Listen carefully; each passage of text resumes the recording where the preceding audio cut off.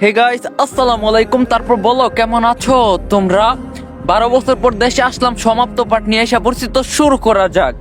কথাটি শুনে রাফি বেশ আশ্চর্য হয়, কারণ কে এই বাচ্চা আর পুতুলকেই বা কেন আম্মু বলে ডাকতেছে। তখন পুতুল বলল, না বাবা, এটা তোমার বাবা না, তোমার বাবা ওই দূর আকাশে থাকে। তখন বাচ্চাটি বলল, তুমি না বলছিলা আব্বু আসবে আমার?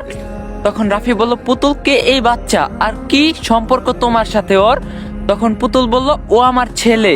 রাফি বলল, তার মানে তুমি বিয়েও করছো, তাও তোমার স্বামী কোথায়, ডাকো একটু দেখি। তখন পুতুল বলল, এইসব কথাবার্তা বাদ দেন, আপনি এখন আসুন। তখন রাফি বলল, না তুমি বলো সবকিছু, আর তুমি নাকি কখনোই বিয়ে করবা না বলছিলা। কথাটি শুনে পুতুল বেশ রেগে যায়। তখন পুতুল বলল, কেন আমি আমি কি তৃতীয় লিঙ্গের লোক যে বিয়ে করতে পারবো না? তখন রাফি বলল, সেটা বলি নাই। তখন পুতুল বলল, আপনি কি বুঝাইতে চান সেটা ভালো করেই বুঝি আমি। তখন রাফি বলল, তুমি আর সেই আগের পুতুল নাই। পুতুল বলল, সেটা আপনাকে নিয়ে ভাবতে হবে না, আপনি প্লিজ এখান থেকে চলে যান। তখন রাফি বলল, চলে যাব, তার আগে একটি কথা বলি। পুতুল বলল, বলেন। তখন রাফি বলল, আমি তোমাকে এখনো অনেক ভালোবাসি, বিশ্বাস করো, তোমাকে যখন ছেড়ে গিয়েছি তখন আমার পরিস্থিতি খুবই খারাপ ছিল। তখন পুতুল বলল, পরিস্থিতি খারাপ ছিল না, আপনার টাকার দরকার ছিল। তখন রাফি বলল, সেটাও ঠিক, কিন্তু আমি তো তোমাকে বলছিলাম চলো পালিয়ে বিয়ে করি। তখন পুতুল বলল, আমরা গরিব হতে পারি কিন্তু মান সম্মান আছে, আমি চাইনি আমার বাবা মার মান সম্মান ধুলায় মিশে যাক। তখন রাফি বলল, তোমার বাবা মাকে দেখছি না যে? তখন পুতুল বলল, ওরা নেই, মারা গিয়েছে। তখন রাফি বলল, ওহ, কিন্তু তোমার ভাই ছিল যে একজন, উনি কোথায়? তখন পুতুল বলল, ও নাই, মারা গিয়েছে।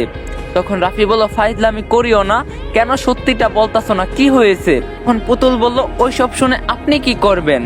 তখন রাফি বলল, বলো আগে শুনি। পুতুল বলল, কিন্তু আপনাকে বলার প্রয়োজন তো মনে করতাছি না। তখন রাফি বলল, প্লিজ পুতুল, প্লিজ তোমাকে রিকোয়েস্ট করতাছি, বলো সবকিছু খুলে। তখন পুতুল বলল, বললে আপনি চলে যাবেন এখান থেকে, কথা দিন আগে। রাফি কোনো উপায় না পেয়ে শেষ পর্যন্ত কথা দেয় পুতুলকে। তখন রাফি বলল, কথা দিলাম, যাব। তখন পুতুল বলতে শুরু করলো, তবে শুনুন, আপনি যখন বিদেশ চলে যান তারপরে বাবা মা ভাইয়া আমাকে বিয়ে দেওয়ার অনেক চেষ্টা করে, কিন্তু আমি বিয়ে করি নাই, কেন জানি আপনাকে ভুলতেই পারি নাই, যার কারণে বিয়ে ঘরে আসলে সোজা আমি না করতাম। তো বয়সও হচ্ছে কিন্তু বিয়ে করতাছি না, গ্রামবাসী এটা জানার পরে অনেক অনেক নেগেটিভ কথা বলতো, আমি নাকি হিজলা, আমি কখনো মা হতে পারবো না, আমার অনেক সমস্যা আছে, আরো অনেক কথা যা বলার মতো না।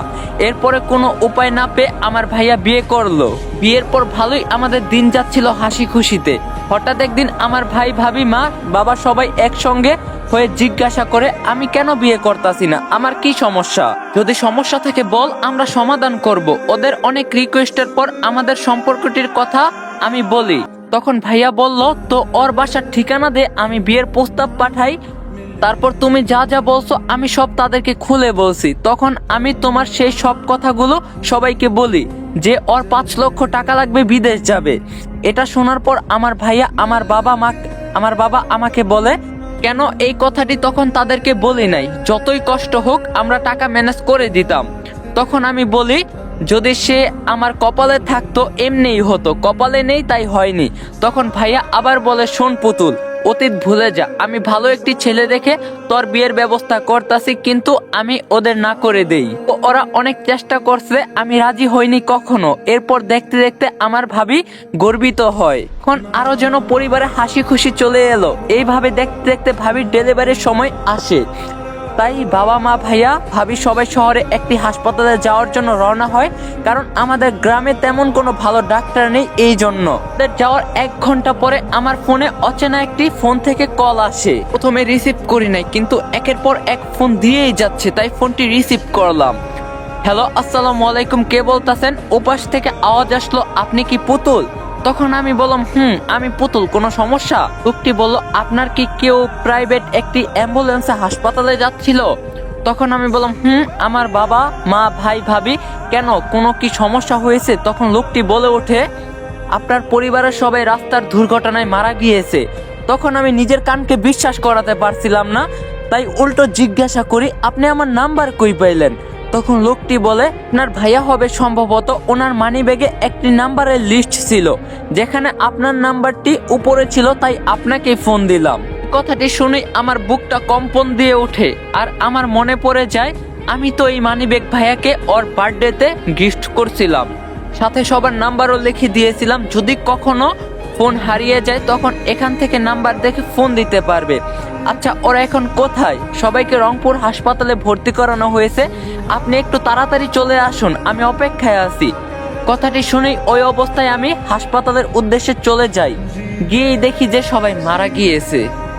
ওদের সবার লাশ দেখে আমি কান্না করছিলাম। এমন সময় একটি ডাক্তার এসে বলে, মৃত ব্যক্তিরা কি আপনার বাবা মা? যদি আপনার হয়ে থাকে তবে একটি খুশির খবর আছে। খুশির খবর কথাটি শুনেই পুতুল একটি আশ্চর্য হয়, কারণ এই কষ্টের সময় আবার কিসের খুশির খবর হতে পারে। তখন পুতুল বলল, জি বলুন কি খুশির খবর? তখন ডাক্তার বলল, আপনার বোন কি গর্বিত ছিল? তখন পুতুল বলল, আমার বোন না, উনি আমার ভাবি হয়। কিন্তু কেন? তখন ডাক্তার বলল, তাই খুশির খবরটা হলো আমরা বাচ্চাটিকে বাঁচাইতে সফল হয়েছি। তখন পুতুল বলল, মানে একটু বুঝিয়ে বলুন। তখন ডাক্তার বলল, যখন এইসব মৃত ব্যক্তির লাশ নিয়ে আসা হয় তখন আমি উপলব্ধি করি এখানে একজন গর্ভবতী মহিলা আছে।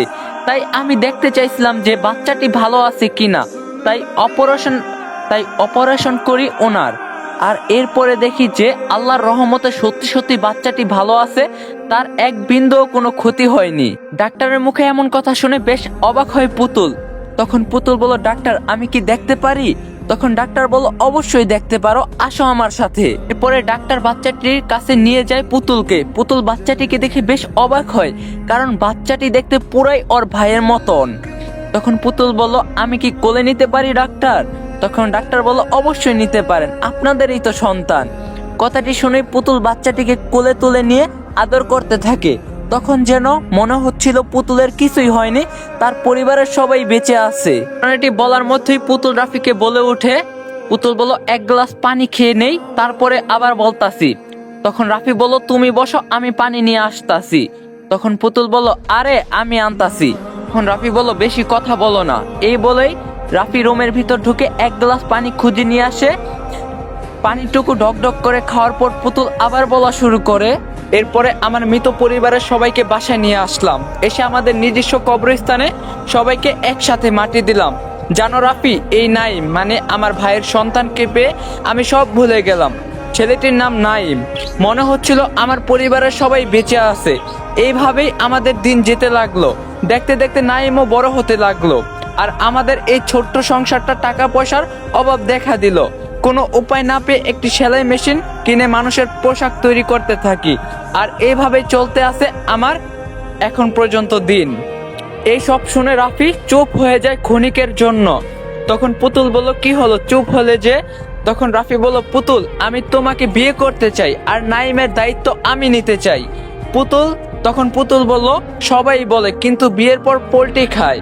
তখন রাফি বলল, শেষবারের মতো বিশ্বাস করো আমাকে প্লিজ, দেখবা তোমার সাথে বিশ্বাসঘাতকতা করব না। পুতুল বলল, কিন্তু? তখন রাফি বলল, কিন্তু আবার কি শুনি?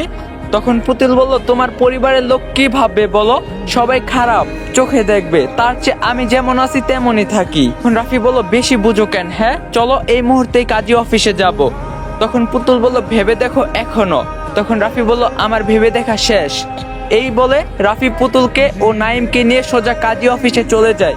গিয়ে বিয়ের কাজ সম্পূর্ণ করে সোজা আবার শহরের বাসায় চলে যায়।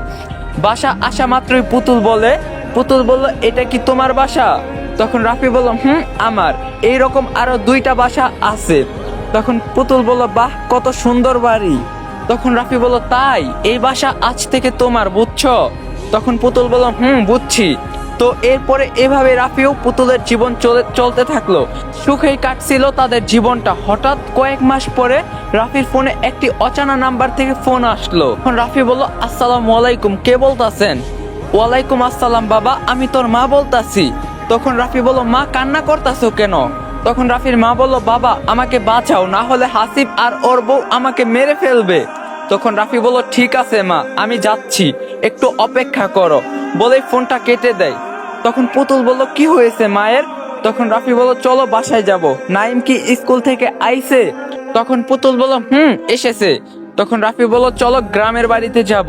যেই কথা সেই কাজ, মুহূর্তের ভিতরেই রাফি তার পরিবার নিয়ে গ্রামের বাড়ি চলে আসে।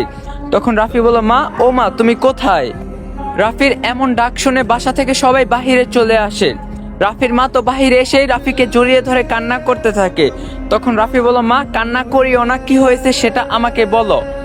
তখন রাফির মা বলতে থাকে, বাবা তুই চলে যাওয়ার পর কিছুদিন পর তোর বাবাও চলে যায় ওই স্ত্রীর কাছে। তখন আমি খুব ভেঙে পড়ি, তবুও নিজেকে সামলে নেই। এরপরে তোর ভাই হাসিব আমাকে অনেক মারধর করতে লাগলো। তখন রাফি বলল, কেন মারধর করতো? তখন রাফির মা বলল, ওর নাকি ব্যবসা করার জন্য 10 লক্ষ টাকা লাগবে, কিন্তু আমার তো আমি এত টাকা কোথায় পাবো বল। ও বলে আমি যেন তোর কাছে ফোন দিয়ে টাকার কথা বলি। তখন রাফি বলল, তারপর? তখন রাফির মা বলল, কিন্তু আমি সোজা বলে দেই এটা করতে পারবো না, তাই ও আমাকে প্রতিদিন লাঠি দিয়ে মারতো, ওর বউ আমাকে খাইতে দিত না। এই সব কথা শুনে রাফি বেশ রেগে যায় আর সাথে সাথেই পুলিশকে ফোন দিয়ে ডাকে। তখন হাসিব বলল, ভাইয়া প্লিজ আমি ভুল করছি, পুলিশকে ফোন দিও না। তখন রাফি বলল, না তোকে আর মাফ করবো না, করা যাবেও না, পুলিশ আসতেছে, ওয়েট কর। বেশ কিছুক্ষণ পর পুলিশ আসা মাত্রই রাফি সব খুলে বলে তাদের, আর পুলিশও সব কিছু শুনে সাথে সাথে রিয়া ও হাসিবকে ধরে ফেলে। তখন রিয়া বলল, প্লিজ রাফি আমাদের মাফ করে দাও, আমরা আমাদের ভুল বুঝতে পেরেছি। তখন রাফি বলল, তোরা আমার সাথে অন্যায় করছিস, আমি মাফ করে দিয়েছি, কিন্তু আমার মায়ের সাথে এমন কাজ করে মোটেও ভালো করিস নাই, এর জন্য তোদের শাস্তি পেতেই হবে। তখন হাসিব বলল, সত্যি ভাইয়া ভুল বুঝতে পারছি, মাফ করে দাও না প্লিজ। তখন রাফি হাসলো। তখন পুলিশ বলল, আচ্ছা রাফি সাহেব আমরা আসি এখন, আর ওদের শাস্তির ব্যবস্থা আমরা করতেছি। তখন রাফি বলল, ওয়েট, আরেকজনকেও ধরতে হবে, উনি হলেন আমার বাবা। তখন পুলিশ বলল, কি বললেন? তখন রাফি বলল, উনিও ভীষণ খারাপ, ওখানে এই জায়গায় গিয়ে খুঁজে পাবেন, আর একসঙ্গে সব কয়টাকে শাস্তি দিবেন, যাতে পরবর্তীতে এমন কাজ করার সাহস না পায়। তখন পুলিশ বলল, ঠিক আছে, ভালো থাকবেন, আসি। তখন রাফি বলল, ঠিক আছে। এরপরে রাফি তার মাকে বলে, মা টেনশন করিও না, আমি ওদের বের করব সময় হলে। তখন রাফির মা বলল, আচ্ছা বাবা তুই যা ভালো বুঝিস। তখন পুতুল বলল, মা আপনি এখন আমাদের সঙ্গে থাকবেন, আর কখনো এখানে আসতে দিব না। তখন রাফির মা বলল, মা ঠিক আছে। এরপরে রাফি তার সঙ্গে তার মাকে নিয়ে যায় শহরের বাসায়, আর সেখানেই সুখের জীবন কাটাতে লাগলো। আর এখানেই এই গল্পটি শেষ হয়ে গেল।